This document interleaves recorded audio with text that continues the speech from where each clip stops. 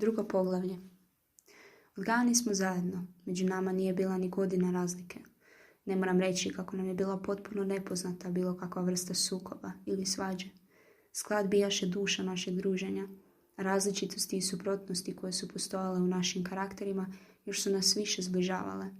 Elizabet je bila mirnije i usredotočenije naravi. Ja sam međutim uz sav svoj žar imao sposobnosti za ozbiljnije pregnuće i dublje me prožimala želja za znanjem.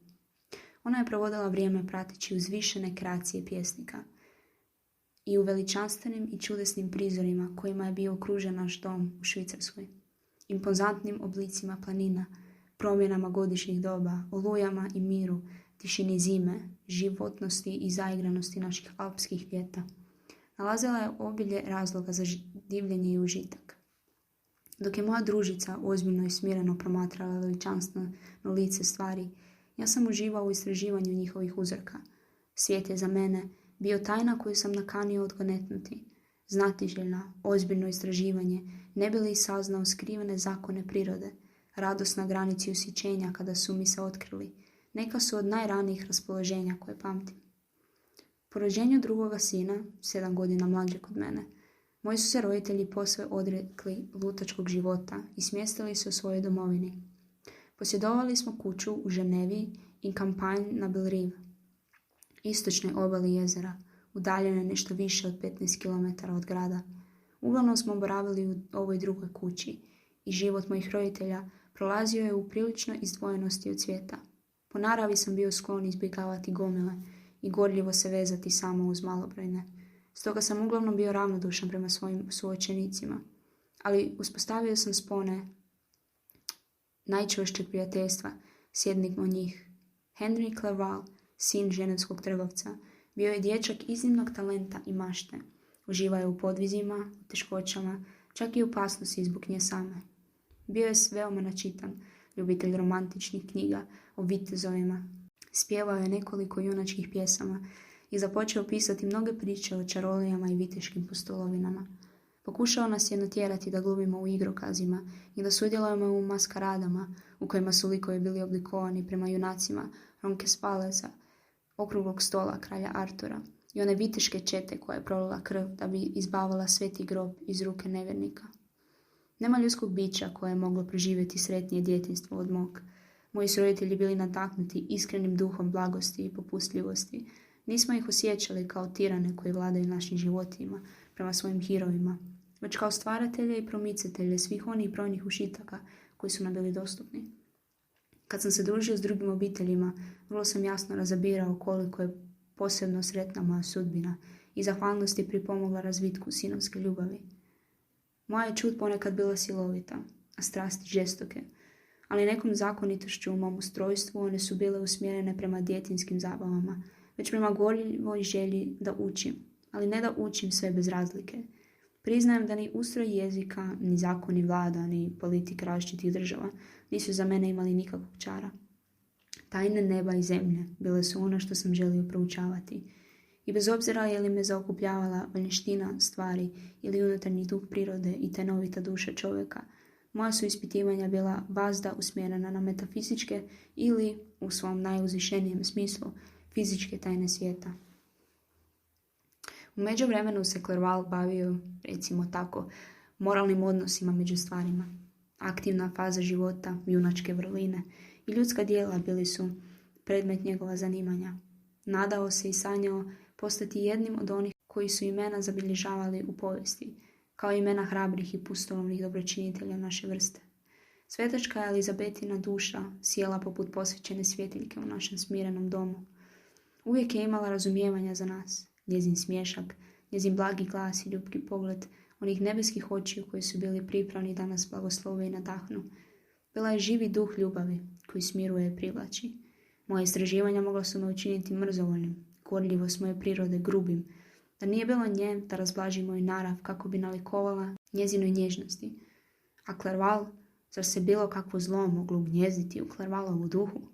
A ipak, čak ni on možda ne bi bio tako savršeno čovječan, tako obziran u svojoj širokogrudnosti, tako pun prijaznosti i nježnosti usred svoje strasti za pustolovnim podvizima, da mu ona nije otkrila zbiljsku ljubkost dobročinstva i postigla da ciljem i svrhom njegove krilate ambicije postane činiti dobro.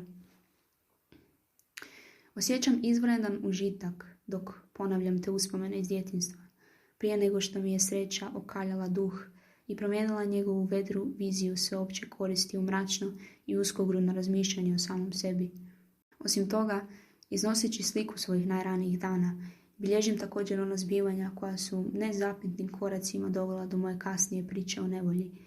Jer kad sam sebi pokušavam otkriti rođenje one strasti koja je zavladala mojom sudbinom, nalazim je kako započinje poput planinske rijeke iz zanemarivih i gotovo zaboravljenih izvora, ali šireći se u svom daljnjem toku, postala je bujicom koja će u naletu otplaviti sva moja nadanja i radosti. Filozofija prirode, ona je duh koji upravlja mojom sudbinom.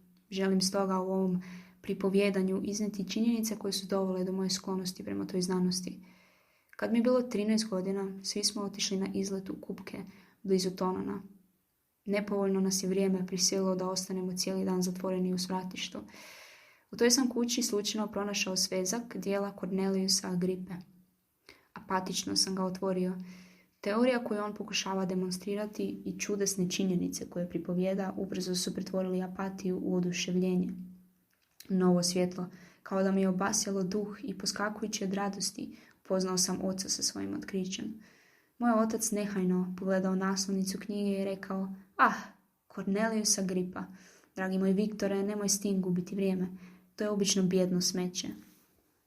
Da se umjesto te primjedbe moj otac potrudio objasniti mi kako su Agripina načela potpuno pobijena i kako je umjesto toga uveden moderni sustav znanosti koji posjeduje mnogo veću snagu od staroga, budući da je njegova bila izmišljena, dok je snaga sadašnjeg sustava zbiljska i praktična, bio bi zacijelo odbacio Agripu i zadovoljio svoju maštu, ma koliko bila zagrijana, time da se još većim žarom baci na svoja prijašnja proučavanja.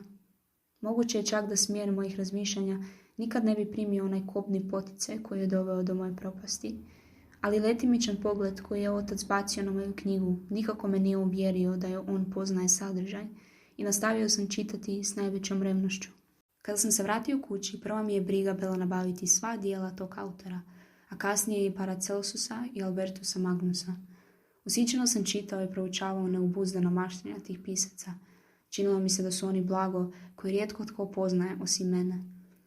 Već sam prije opisao sebe kao ispunjenog gorljivom čežnjom da prodrem u tajne prirode.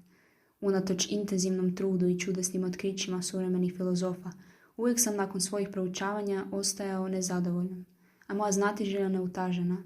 Navodno je Sir Isaac Newton rekao kako se osjeća poput djeteta koje sakuplja školjke kraj velikog i neistraženog oceana istine. Oni njegovi nasljednici u svakoj grani prirodne filozofije s kojima sam se ja upoznao, čak su se i mojem dječačkom shvaćanju činili pukim nespretnjakovićima zauzetim istim poslom.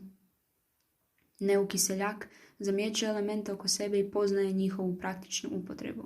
Najučeniji filozof zna tek nešto više.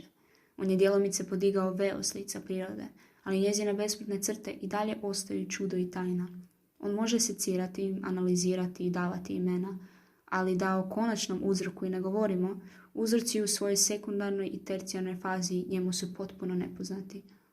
Suočio sam se sa utvrdama i bedemima koji kao da ljudskim stvorenjima priječe ulazak u tvrđavu prirode i nepromišljeno i neusko osjetio sam malodušnost i mrzovolju.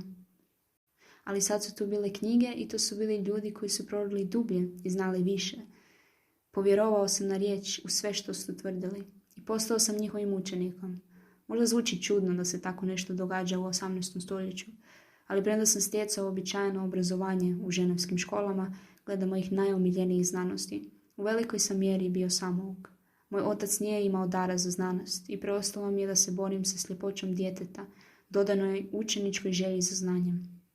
Vođen svojim novim učiteljima, s najvećom sam marom krenuo u potragu za kamenom mudraca i eliksirom života, ali ovo je posljednje ubrzo zakupilo moju nepodijeljenu pozornost.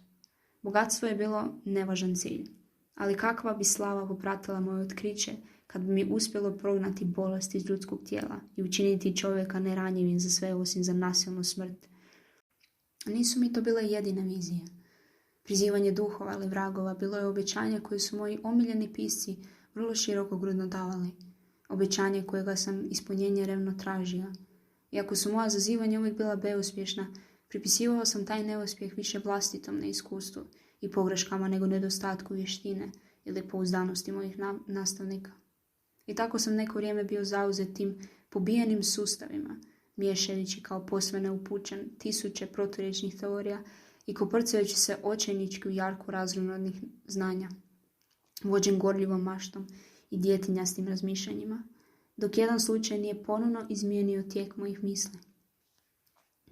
Kada mi je bilo oko 15 godina, povukli smo se u našu kuću kraj Belriva, gdje smo bili svjedocima silovite i strašne oluje. Došla je iza planina Jure. Grmljavina je odjednom zatutnjala jezivom snagom iz različitih dijelova nebesa. Dok je oluja trajala, ostao sam znatiženo i s užitkom promatrajući njezino napredovanje. Stojeći kraj vrata, iznenada sam primijetio kako plamena struja izvire iz nekog starog i prekrasnog hrasta, 20 metara od naše kuće. Čim je to zasljepljujuće svjetlo nestalo, iščezao je i hrast i nije ostalo ništa od spaljenog panja. Kada smo ga pregledali idućeg jutra, otkrili smo da je stablo pogođeno na neobičan način. Udajac ga nije rascijepio, već je razlistao na tanke drvene rezance. Nikad nisam vidio ništa što bi bilo tako temeljito uništeno. I prije toga znao sam nešto o očitijim zakonima elektriciteta. Ovom je prilikom s nama bio jedan čovjek, veliki istraživač filozofije prirode. Uzbuđen tom katastrofom, uputio se u tumačenje teorije koje je on oblikovao na temu elektriciteta i galvanizma, a koja je meni bila istodobno i nova i zapanjujuća. Sve što je rekao potpuno je bacilo u zasjenak Corneliusa Agrippu, Albertusa Magnusa i Paracelsusa, gospodare moje mašte. Ali nekom kobnom slučajnošću zabacivanje tih ljudi učinilo me nesklonim da nastavim s mojim dotadašnjim proučavanjima. Činilo mi se kao da ništa neće niti može biti poznato. Sve što je tako dugo zaokupljalo moju pozornost, odjednom je postalo prezira vrijedno. Jednim od onih hirova duše, kojima smo možda najviše podložni u ranoj mladosti, smjesto sam se odrekao svojih prijašnjih zanimanja, odbacio prirodnu znanost i sve njezine potomke kao deformirane i nakazne i počeo osjećati najveći prezir prema tobožnjoj znanosti, koja nikad neće moći prekoračiti čak ni prag pravog znanja. U takvom raspoloženju prihvatio sam se matematike i svih istraživanja povezanih s tom znanstvenom disciplinom, kao nečega što je sagrađeno na sigurnim temeljima, dakle vrijedno moje pozornosti.